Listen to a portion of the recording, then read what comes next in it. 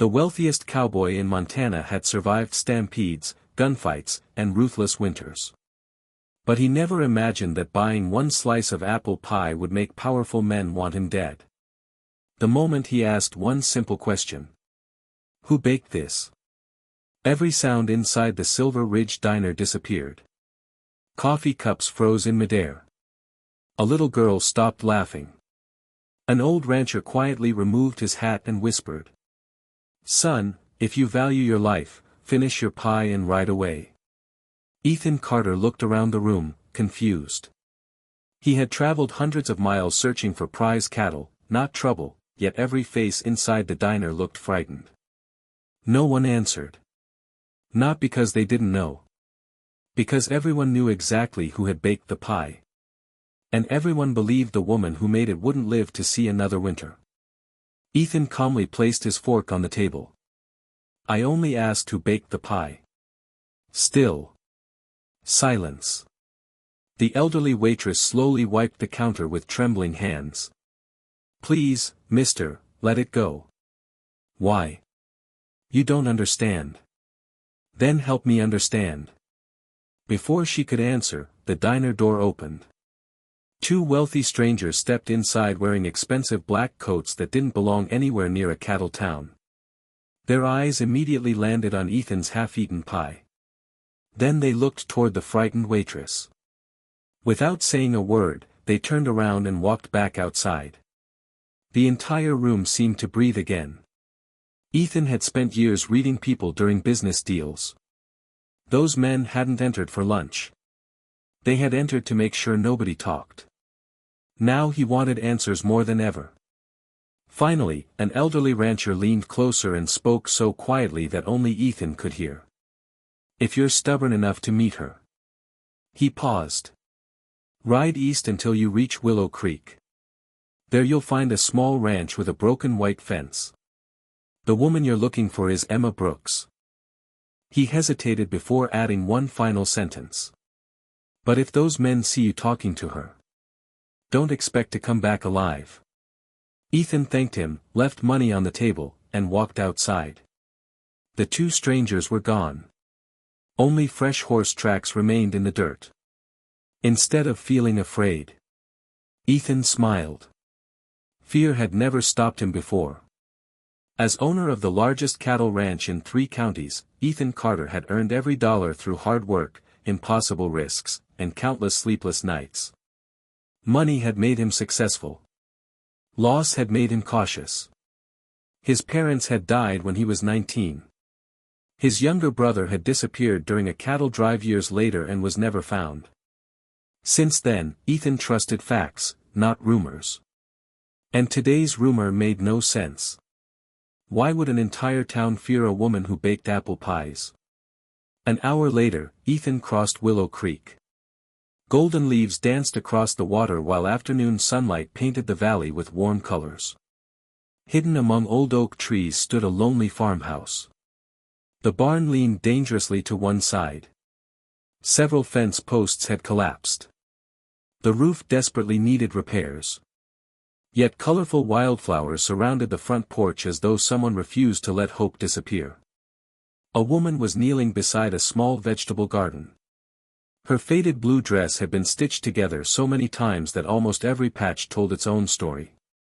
Loose strands of brown hair framed a tired but beautiful face. She looked up as Ethan approached. There was kindness in her eyes. And a sadness so deep it seemed years old. "Good afternoon," Ethan said politely. "Are you Emma Brooks?" She slowly nodded. "I am." He removed his hat.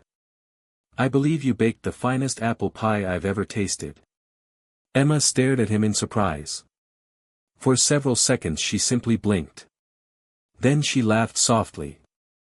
A quiet laugh. The kind that sounded unfamiliar, as though she hadn't laughed in months. "You rode all this way just to tell me that?" "I did. Most people buy my pies because they're cheap. They should buy them because they're unforgettable." Color slowly returned to Emma's face. No one had complimented her baking in years. Most customers barely looked at her before walking away. For the first time since losing her husband, someone wasn't treating her like she had become invisible. She invited Ethan inside. The farmhouse was humble but spotless. Old wooden furniture. Handmade curtains. Fresh bread cooling beside the kitchen window. Everything reflected quiet dignity despite obvious hardship.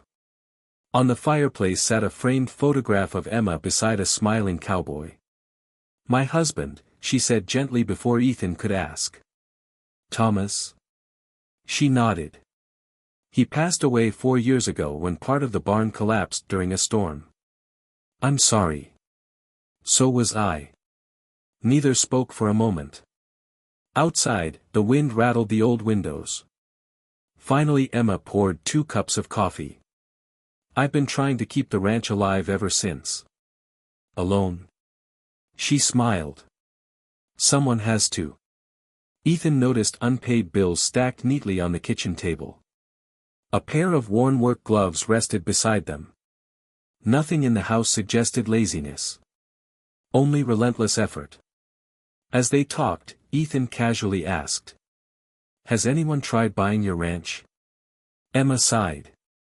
"Almost every week." "And your answer?" "No." "Why?" She looked through the window toward the old barn. "My husband built every inch of this place with his own hands. As long as I can still stand here. I'm not selling." Ethan respected her immediately. She wasn't protecting land. She was protecting love. As he prepared to leave, something caught his attention. Fresh wagon tracks. Heavy wheels. Several different wagons had recently stopped behind the barn. Too many for an ordinary ranch. Someone had been visiting Emma repeatedly.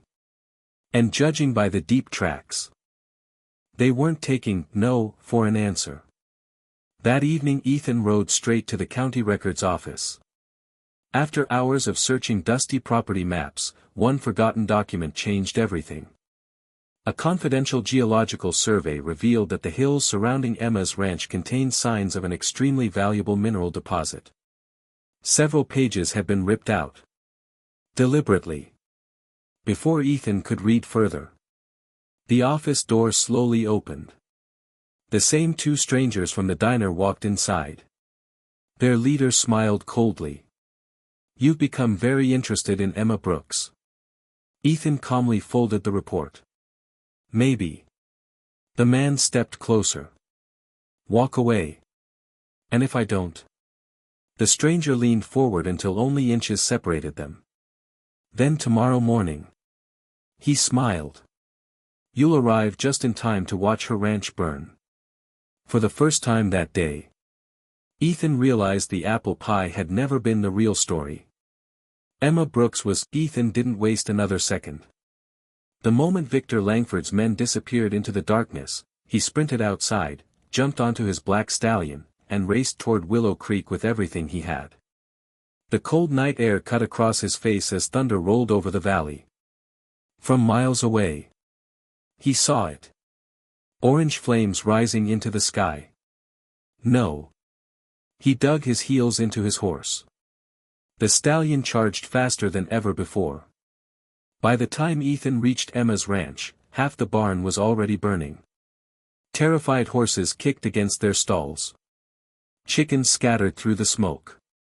Emma desperately threw buckets of water onto the flames, but the fire only grew stronger. "Emma!" She turned around. "Ethan!" Before she could say another word, part of the burning roof collapsed exactly where she had been standing seconds earlier.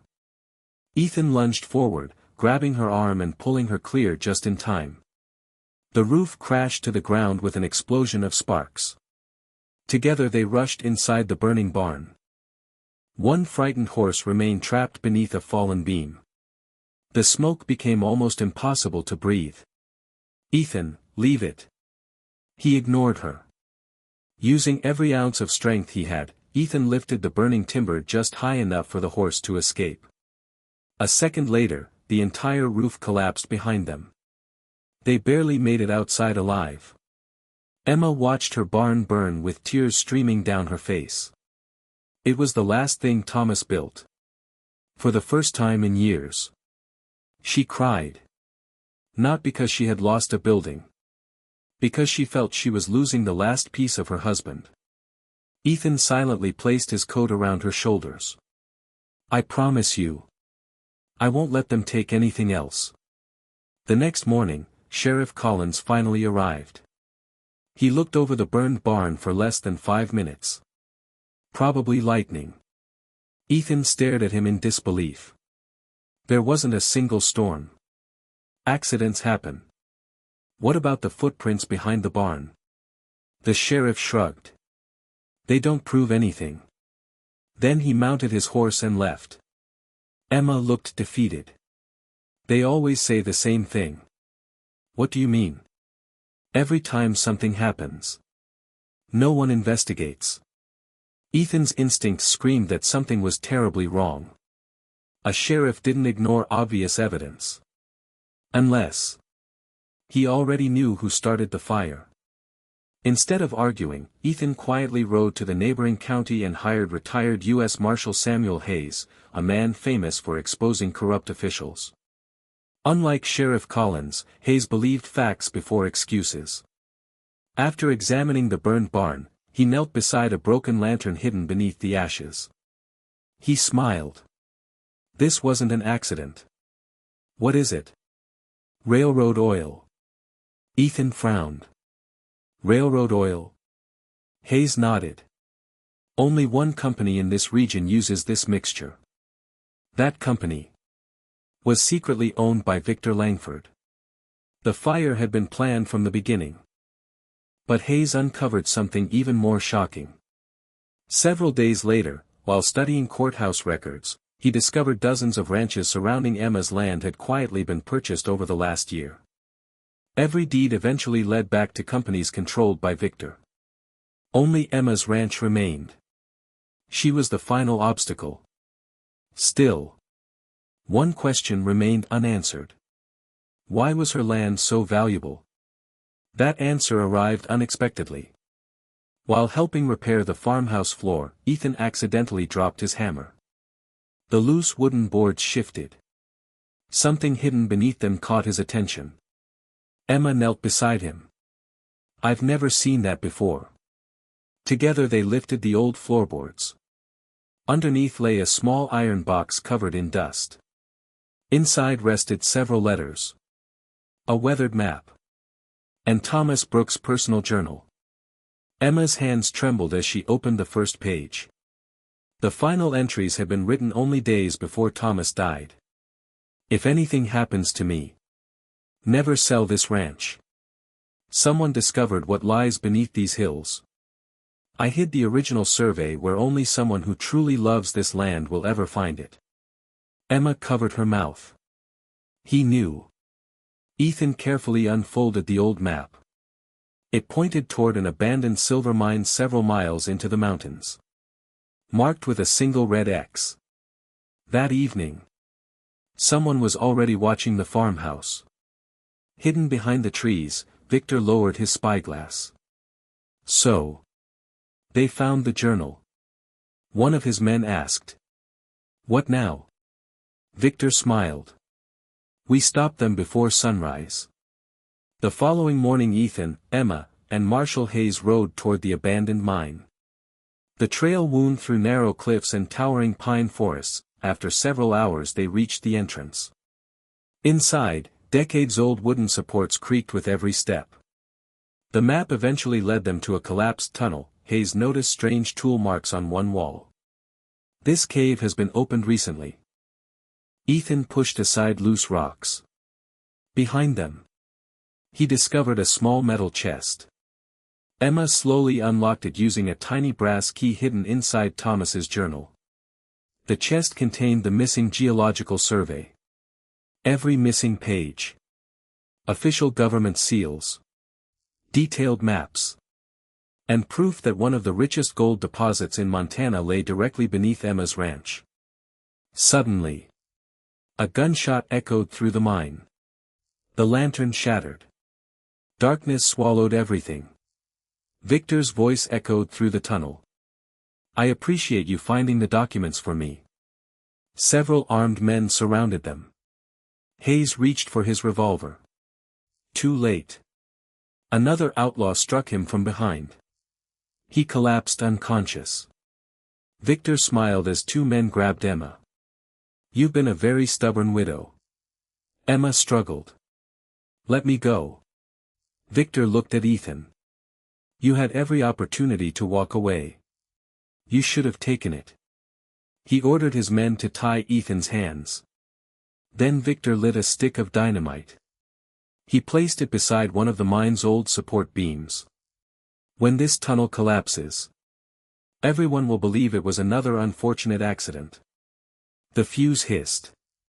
Sparks raced toward the explosives. Victor and his men dragged Emma deeper into the mine while Ethan fought desperately against the ropes around his wrists. The burning fuse grew shorter. 5 seconds. 4. 3. And for the first time since arriving in Silver Ridge, Ethan Carter realized that saving Emma might cost him his own life.